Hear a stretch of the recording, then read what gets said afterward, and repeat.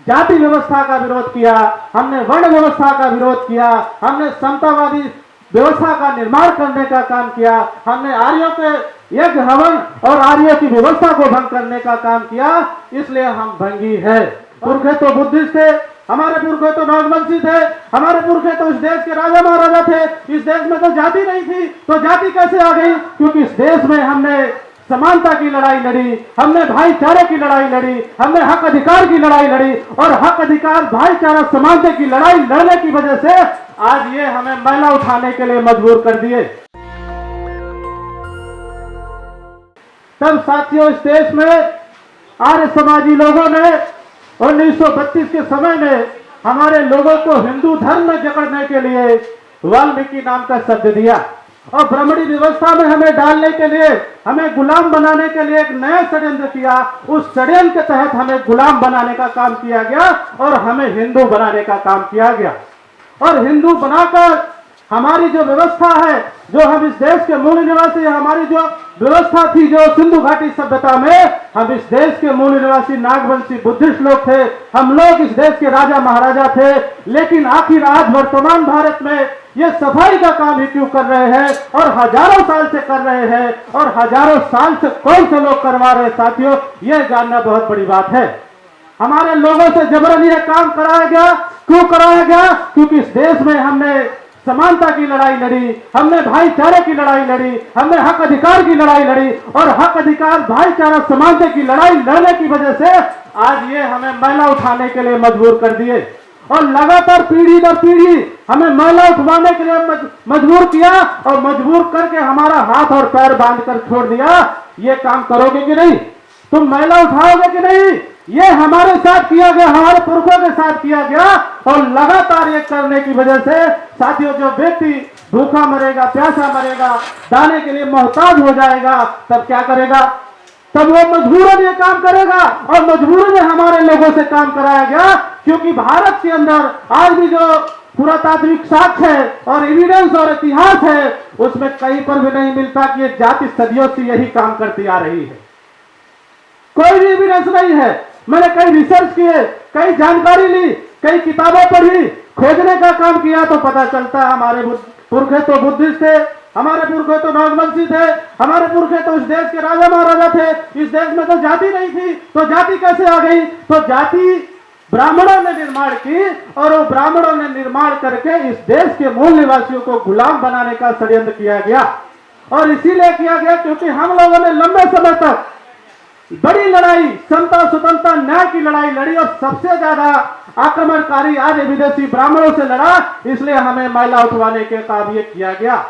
लेकिन साथियों, 15 अगस्त 1947 को जब देश आजाद हुआ, डॉक्टर बाबा साहब अम्बेडकर के द्वारा हमें प्रदत्त संवैधानिक अधिकार की वजह से जो मौलिक अधिकार मिला, फंडामेंटल राइट्स मिले, हमें उस मौलिक अधिकार फंडामेंटल राइट के तहत नौकरियां मिली। हमारे नौकरियों से हमारे बच्चों को शिक्षा मिलना शुरू हुई, हमारे बच्चे स्कूल कॉलेज यूनिवर्सिटी में जाना शुरू हुए, हमारे लोग डॉक्टर इंजीनियर वकील बनना शुरू हुए। और जब डॉक्टर इंजीनियर वकील बनना शुरू हुए, तो इन आर्य ब्राह्मणों को लगा कि अरे ये कौन सफाई का काम नहीं करेगी, तो फिर हम किससे करवाएंगे? ये कौन सफाई का काम नहीं करेगी, तो हम किससे करवाएंगे? तो साथियों, बड़े षड्यंत्र के तहत कांग्रेस पार्टी के द्वारा, उस समय वीपी नरसिम्हा राव जी थे इस देश के प्रधानमंत्री, 1990 के दशक में इस देश में प्राइवेटाइजेशन किया गया और आउटसोर्स निर्माण किया गया। कांग्रेस की सरकार थी, उन्होंने बड़े पैमाने पर हमारे लोगों को गुलाम बनाने का काम किया, और इसका एविडेंस भी है। महात्मा गांधी जी कहते थे, सफाई का काम करने से हमें स्वर्ग मिलता है, मैला उठाने के काम पर हमें स्वर्ग मिलता है। और हमारा जन्म सिद्ध अधिकार होना चाहिए कि हम हिंदू धर्म में पैदा हुए, हम बहुत सारी डिग्रियां ले लें, हम वकील बन जाए, इंजीनियर बन जाए, डॉक्टर बन जाए, लेकिन फिर भी हमें धर्म का काम करना चाहिए और मैला उठाना चाहिए। आप सोचिए कितनी घटिया सोच महात्मा गांधी जी की, जिन्होंने कहा कि सफाई का काम करने से स्वर्ग मिलता है। मैं साथियों, ऐसे इस तरह के व्यक्ति का मैं विरोध करता हूं, खंडन करता हूं कि महात्मा गांधी जी की वजह से हमारे कौम के लोगों ने लगातार ये काम किया, क्योंकि महात्मा गांधी जी ने मजबूर नहीं मजबूत करने का काम किया कि बेटा ये काम करते रहो, गुलामी में जीते रहो। लेकिन साथियों, उसी समय बाबा साहब अम्बेडकर कहा करते थे कि ये गुलामी की जिंदगी छोड़कर तुम निकलो शहर की ओर, शिक्षा लो, व्यवसाय करो, नौकरी करो, अपने बच्चों को उच्च शिक्षा दो, डॉक्टर बनो, इंजीनियर बनो, वकील बनो। लेकिन हमारे लोग जब बढ़ना शुरू हुए तो प्राइवेटाइजेशन करके इस देश में रोकने का काम किया गया। आखिर आजादी के 75 साल हो गए, इस देश में लगातार हमारा शोषण क्यों हो रहा है, इसको जानना और समझना बहुत जरूरी है। साथियों, आज तक भारत में 2293 रजिस्टर्ड पार्टियां हैं और लगभग इस देश में 5 राष्ट्रीय स्तर की पार्टियां हैं, 19 प्रदेश लेवल की पार्टियां हैं, 49 प्रदेश लेवल की पार्टियां हैं। लेकिन कोई भी पार्टी इस देश में सफाई कामगार समाज के हक अधिकार की लड़ाई लड़ने के लिए तैयार नहीं हुई। इस देश में 12 अगस्त 1993 को राष्ट्रीय सफाई कर्मचारी आयोग बना, लेकिन वो राष्ट्रीय सफाई कर्मचारी आयोग केवल खाना पूर्ति के लिए काम किया। हमारे लोगों को सिर्फ और सिर्फ झाड़ू, ग्लव्स और तगाड़ी दिलवाने का काम किया, पढ़ुआ दिलवाने का काम किया।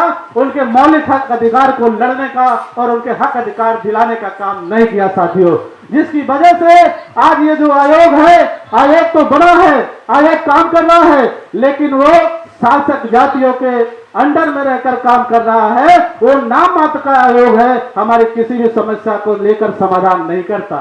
साथियों, इस देश में लगभग 10-12 ट्रेड यूनियन है, सफाई कर्मचारियों के हजारों संगठन है, लेकिन आज तक एक भी राष्ट्रीय स्तर पर भारत के अंदर राष्ट्रीय स्तर का आंदोलन सफाई कर्मचारियों के हक अधिकार में नहीं किया गया, बल्कि उनको गुलामी में मजबूत करने का काम किया गया। हर साल 220 रुपए इकट्ठा करते हैं, लेकिन उनकी समस्याओं को नहीं लड़ते। आज तक एक भी राष्ट्रीय स्तर का आंदोलन सफाई कर्मचारियों को नहीं किया गया कि हम इस देश से ठेकेदारी प्रथा सफाई कार्य से खत्म करेंगे। आज तक एक भी राष्ट्रीय स्तर का आंदोलन नहीं किया गया कि हम इस समाज की व्यवस्था को बदलने का काम करेंगे। लेकिन साथियों, यदि हम लोग दूसरों से आशा करेंगे, हम लोग इनसे अपेक्षा करेंगे कि हमारी समस्या का समाधान करेंगे, तो साथियों ये कभी संभव नहीं। क्योंकि जो लोग हमारी परछाई से ही छुआछूत करते हैं, भेदभाव करते हैं, हमें ऊंच और नीच समझते हैं, हम यदि उनसे आशा करते हैं कि वो हमारी समस्याओं को लेकर विद्रोह करेंगे, संघर्ष करेंगे, हमारे हक अधिकार दिलाएंगे, तो साथियों संभव नहीं। और जो लोग ऐसा सोचते हैं, मैं ऐसा मानता हूं कि वो आत्महत्या करने के बराबर है। क्योंकि जो लोग हमारे हक अधिकार की लड़ाई ही नहीं लड़ना चाहते, हम ऐसे लोगों से उम्मीद रखते हैं। इसलिए आजादी के 75 साल हो गए, आज भी हमारा शोषण हो रहा है। हर तीसरे दिन एक सफाई कर्मचारी की मौत होती है। ये 2016 की रिपोर्ट है, SC/ST की राष्ट्रीय सफाई कर्मचारी आयोग की रिपोर्ट है कि हर तीसरे दिन एक सफाई कर्मचारी की मौत होती है। साथियों, उसके बावजूद भी हमारे लोगों का जहन दिमाग नहीं खुलता कि हम आखिर कब तक ऐसे मरते रहेंगे, कब तक हम लोग इस जिल्लत भरी जिंदगी में जीते रहेंगे, कब तक हम गटर में मरेंगे, कब तक हम इस मैला को उठाते रहेंगे। क्या हम लोग साथियों नहीं चाहते कि हम इस काम को बदले? आप बताइए, क्या हम लोग नहीं चाहते इस काम को बदले? इस काम को साथियों हमें बदलना होगा, और बदलकर हमें भी अपने बच्चों को डॉक्टर, इंजीनियर, वकील, IAS, IFS बनाना होगा। तब हम जाके इस देश में व्यवस्था परिवर्तन का काम कर सकते हैं। उसके लिए सिर्फ डिग्रियां ही नहीं, हमारे लिए हमें फूले साहू अम्बेडकरी विचारधारा को ध्यान में रखकर इस देश में समतावादी सिद्धांत को लेकर हमें इन जातियों को जगाना होगा। और जगाकर केवल और सिर्फ हम भंगी कमेटी को यदि जगा लेते हैं और जगाकर हम लोग सोचे कि हम इस देश में व्यवस्था परिवर्तन कर देंगे, इस देश में हम अपनी समस्याओं को लड़ लेंगे, तो ऐसा भी मुमकिन नहीं साथियों। इसलिए हमें अपनी व्यवस्था से तो लड़ना ही है, लेकिन हमें साथियों SC, ST, OBC, माइनॉरिटी, इनमें आपस में समन्वय स्थापित करके हमें अपनी लड़ाई लड़ना होगा साथियों। क्योंकि इस देश में बाबा साहब अम्बेडकर ने एक सोच रखी थी कि हमारा जो सफाई कामगार समाज है, उस समाज की राष्ट्रीय स्तर पर जो समस्याएं हैं, वो समस्याओं का समाधान होना चाहिए। इसके लिए साथियों बाबा साहब अम्बेडकर ने म्युनिसिपल कामगार संघ नाम का एक संगठन बनाया था। सबसे पहले भारत के अंदर सबसे पहले बाबा साहब अम्बेडकर ने म्युनिसिपल कामगार संघ नाम का संगठन बनाया था। उस संगठन के माध्यम से हमारे लोगों को हक अधिकार दिलाने का काम डॉक्टर बाबा साहब अम्बेडकर ने किया था। वो संगठन चलता रहा, लेकिन बाद में उस संगठन को खत्म करने का काम कांग्रेस पार्टी के लोगों ने किया और उसका नाम बदलकर फिर दूसरा तीसरा नाम कर दिया गया। उसके बाद साथियों, इस देश में एडवोकेट भगवान दास जी के द्वारा जब इस देश में बड़े पैमाने पर ब्राह्मणीकरण हमारी जातियों का चल रहा था, तब उन्होंने कहा कि मैं भंगी हूं। और मैं भंगी इसलिए भी हूं क्योंकि हमने जाति व्यवस्था का विरोध किया, हमने वर्ण व्यवस्था का विरोध किया, हमने समतावादी व्यवस्था का निर्माण करने का काम किया, हमने आर्यों के यज्ञ हवन और आर्यों की व्यवस्था को भंग करने का काम किया, इसलिए हम भंगी है। और यही बात एडवोकेट भगवान दास जी ने 1932 के समय में कहा था कि यदि हम इस ब्राह्मणी व्यवस्था में फंस जाते हैं तो फिर से गुलामी की जिंदगी हम जीने के लिए मजबूर हो जाएंगे। तो दूसरी बार बाबा साहब अम्बेडकर के बाद एडवोकेट भगवान दास जी ने भंगी कम्युनिटी के लिए बड़ा इस देश में आंदोलन चलाया और आंदोलन की वजह से बहुत सारे लोगों को हमारे ब्राह्मणी व्यवस्था से रोकने का काम उन्होंने किया। साथियों, उसके बाद 6 दिसंबर 1978 को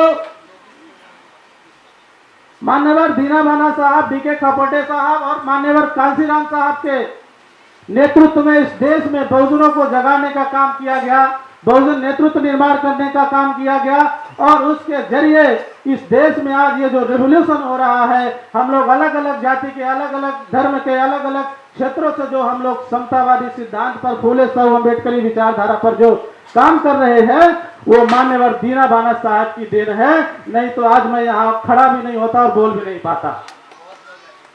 तो हमें समझना होगा कि यदि हम अपनी आजादी का आंदोलन चलाना चाहते हैं तो साथियों, हमें ये जो जाति है, हम लोग एक दूसरे को छोटा और बड़ा मानते हैं कि मैं भंगी हूँ, मैं हेला हूँ, मैं डुमार हूँ, मैं हाड़ी हूँ, ये मुझसे छोटा है, ये मुझसे बड़ा है, ये मेरे गोत्र का नहीं है, ये मेरे समाज का नहीं है, मेरी जाति ये है। यदि आप ये सोच कर रखोगे तो साथियों, कभी भी हम लोग परिवर्तन नहीं कर सकते। इसलिए हमें परिवर्तन करना है तो हमें ये समझना होगा कि ये जो 29 उपजातियां हैं लगभग पूरे देश भर में सफाई पेशे से जुड़ी हुई है, ये आपस में इकट्ठा हो और आपस में रोटी बेटी का संबंध बनाए, तब जाकर इस देश में हम लोग क्रांति कर सकते हैं साथियों।